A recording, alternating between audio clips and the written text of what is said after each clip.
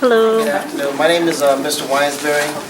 My wife and I are the owners of Maximize Autistic Potential.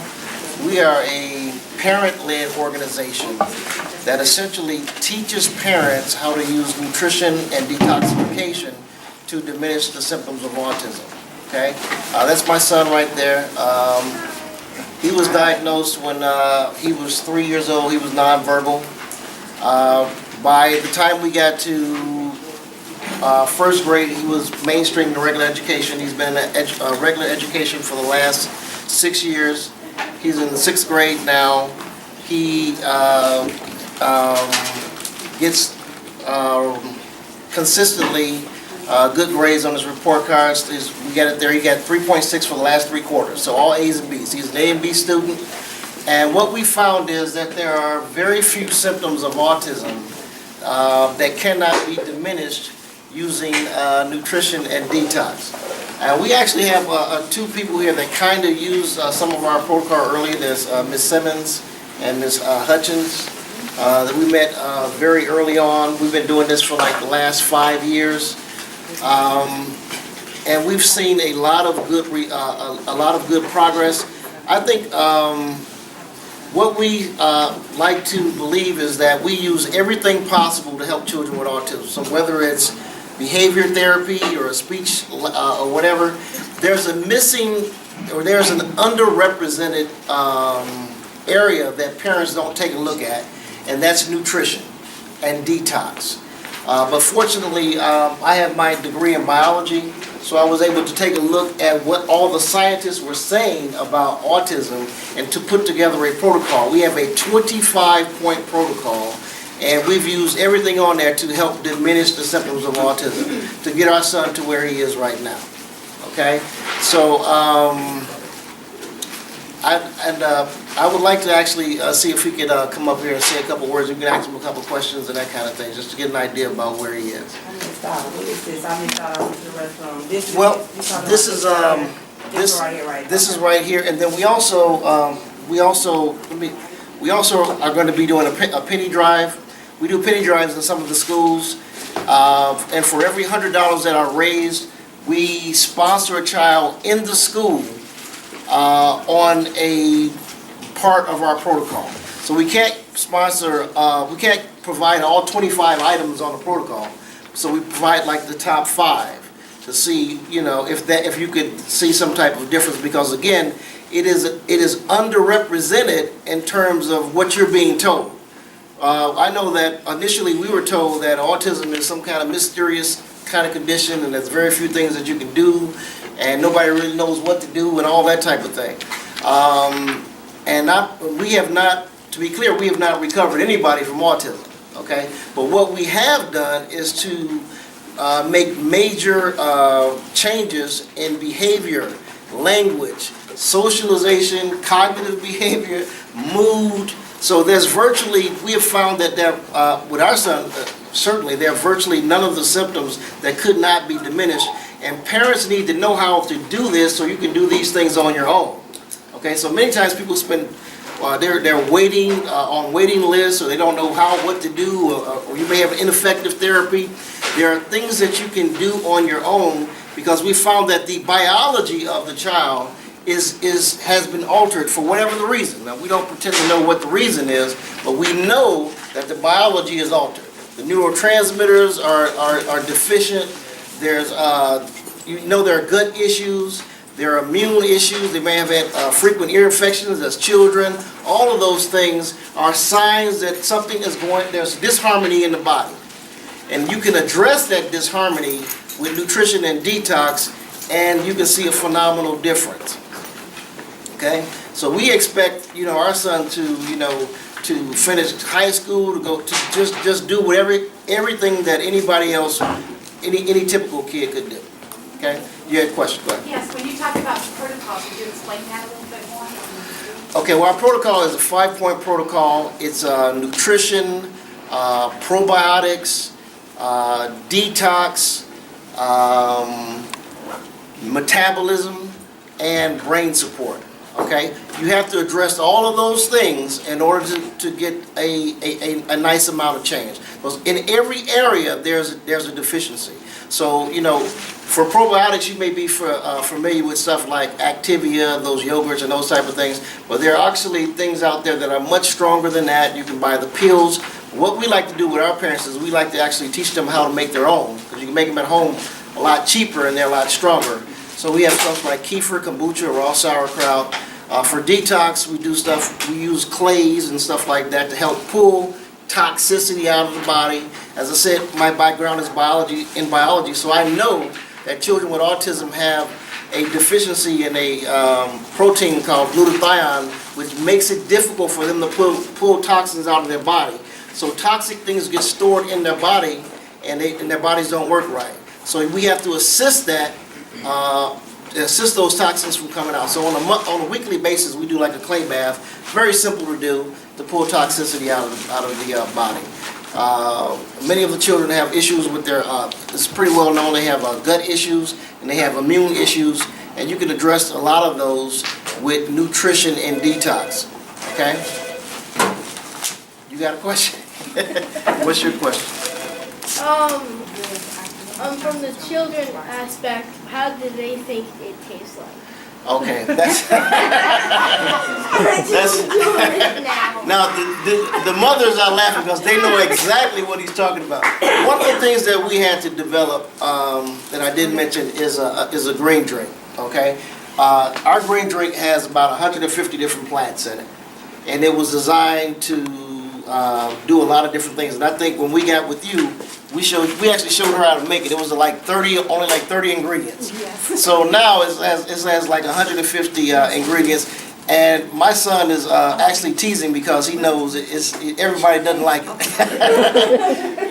But you can get it in the child, and we found that once you get it in them, they get better. And that's certainly what happened with Frank. He's a completely different child than when we started doing this 5 years ago. It was about 5 years ago, so, yes. I have a question, because a lot of kids with autism, they are very picky with certain things that they will consume and take in their body. So do you have an alternative to that? Because I actually have one that's picky with things. Well, there's actually a reason for that. Many children with autism have an overgrowth of negative bacteria in their gut, and those negative bacteria, they're gram-negative bacteria, and they like to eat carbohydrates. So a lot of kids with autism will eat a lot of carbohydrates, okay? And then a lot of kids with autism they have a deficiency of zinc in their body, so things taste funny to them, okay? So as far as getting our actual drink into them, you might have to mix it with juice or something like that, okay?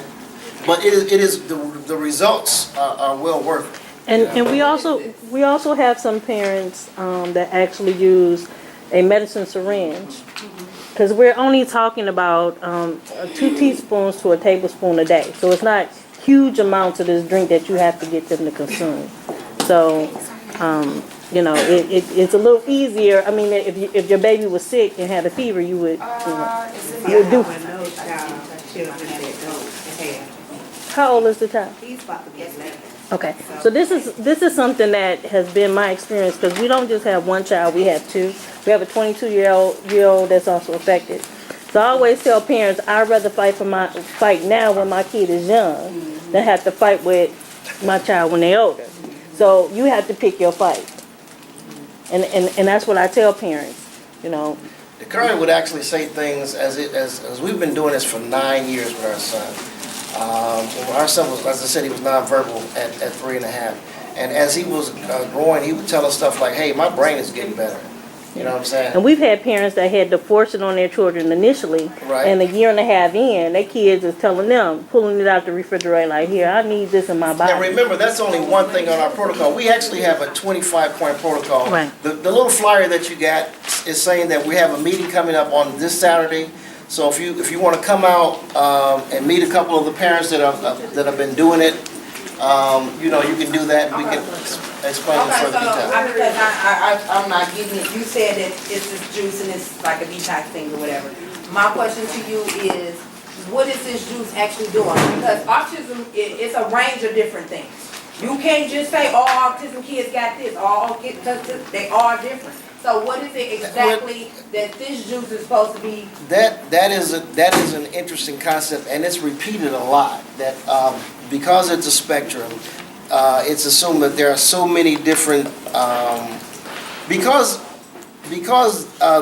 children express things differently on the spectrum does not mean that they don't have similar things going on biologically. So what is known about autism in terms of biology is that they have deficient neurotransmitters. That's across the board. Right.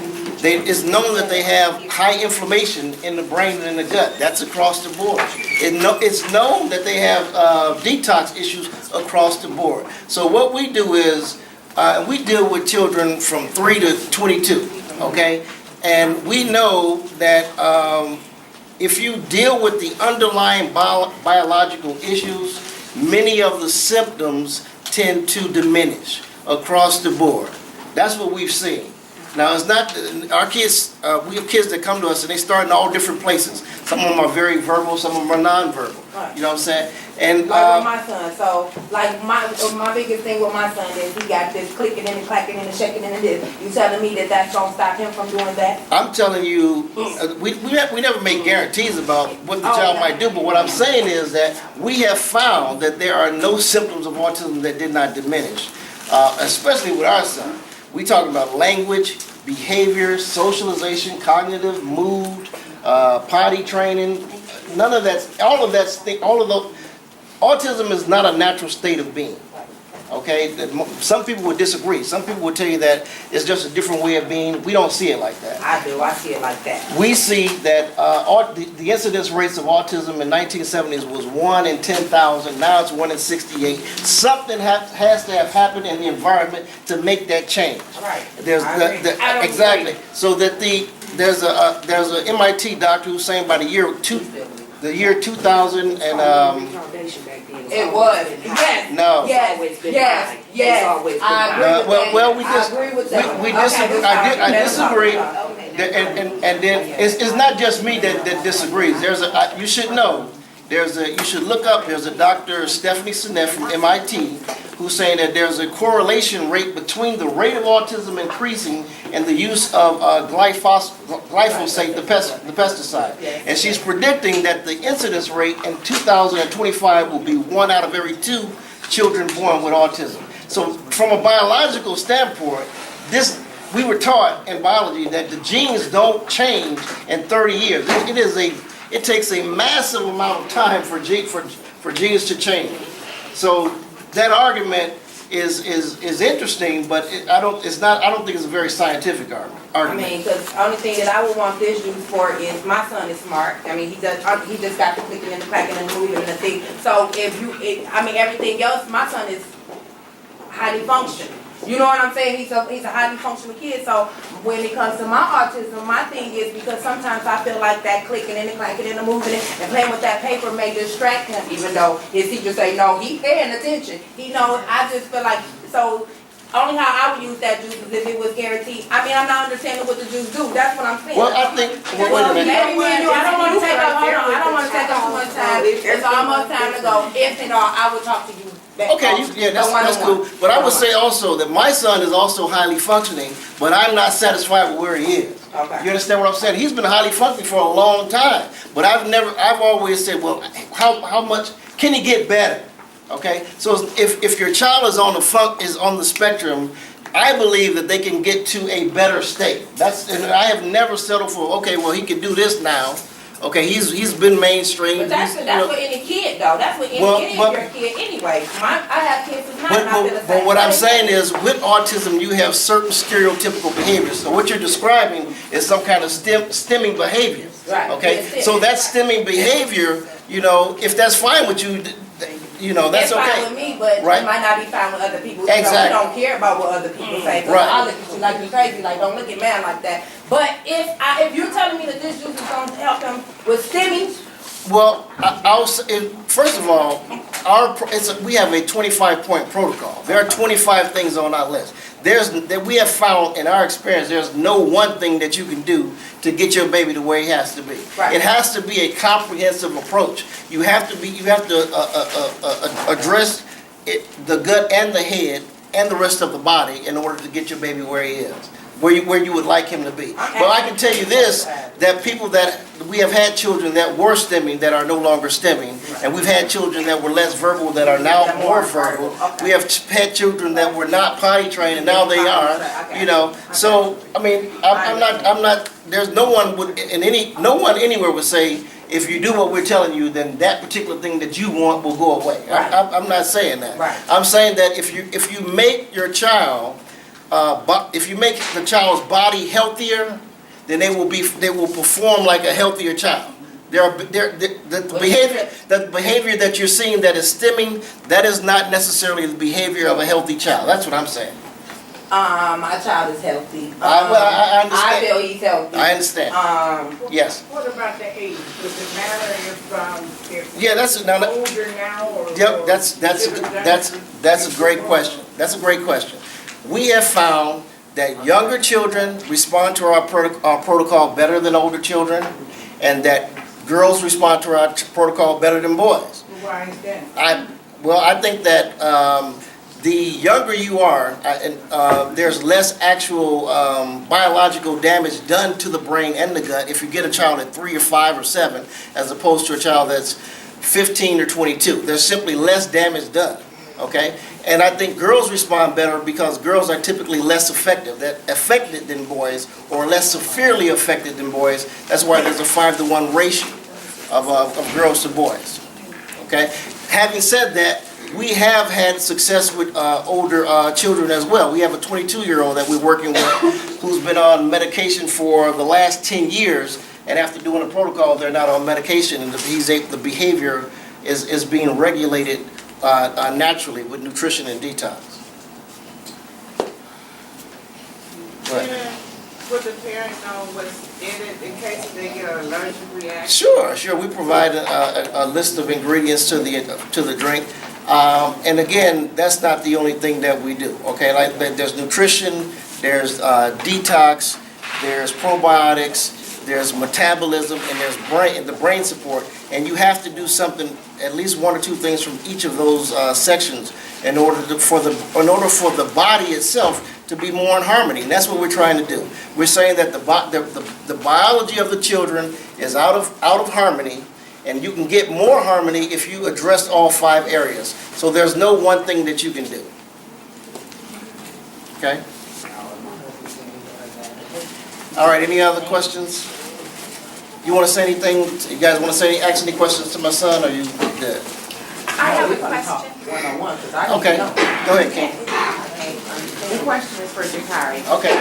Do you think the protocol that your mom and dad are using for you has changed the way that you function daily? Yes. Can you describe some ways? Some ways that I wake up earlier than usual, because I usually wake up super late. I've been late all the time at school, and now I'm not that much late than usual. So Would you say that you have a better life as far as adapting to other children, socially, academically? How do you see yourself now opposed to where you were when you were struggling? see myself a lot better than usual, because sometimes I just I don't usually hug my sister when I was younger. Now I hug my sister when I feel sorry to her. So I have a question too. We do a healthy fruit and veggie at our school, and it's hard to get everybody to at least taste everything.